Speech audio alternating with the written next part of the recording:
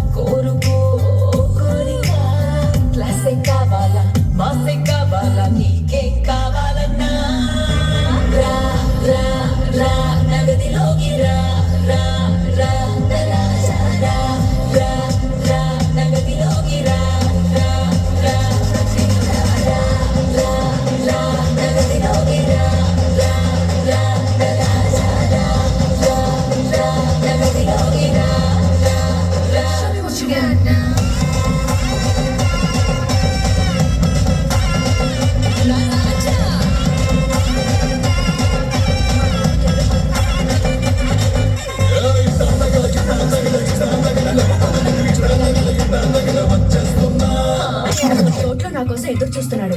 ఎర్రకోకలా నన్ను చూడగానే బావ కళ్ళు జిగేలుమన్నాయి. బావని చూడగానే నా ఒళ్ళు జిల్లుమంది. అటు పక్క బావ, ఇటు పక్క నేను. మధ్యలో సర్రని శబ్దమైంది. బుస్సుని పాము పడగెత్తింది. కళ్ళు రెండు గట్టిగా మూసుకున్నాను. ఆ తర్వాత పాము ఏం చేసిందే మళ్ళీ చెరచెర పాకింది. గజగజ వణికాను. కానికి తగిలింది. గడగడలాడాను. పై పైకొచ్చింది. బిత్తరపోయాను. కిటకిటలెట్టింది. తికమక పడ్డాను. పోకుదిలేసి పరిగెత్తాను. తోటదిలేసి రోడ్డెక్కాను. చెట్టెక్కాను. పుట్టెక్కాను. గట్టెక్కాను. మెట్టెక్కాను. ఎక్కడికంటే ఎక్కడికొచ్చి కాలు ఏదో సుట్టేసిందయ్యో. హాయ్ హాయ్ హాయ్ హాయ్ హాయ్ ఎక్కేసుకో.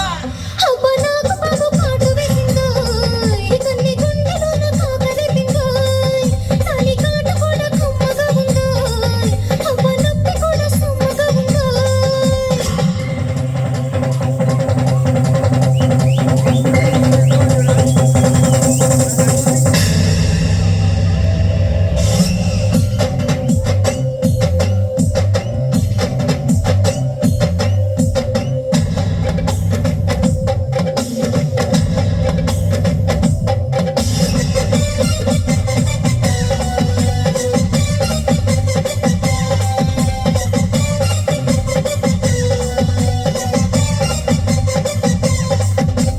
పల్లెటూరి బావయ్యో.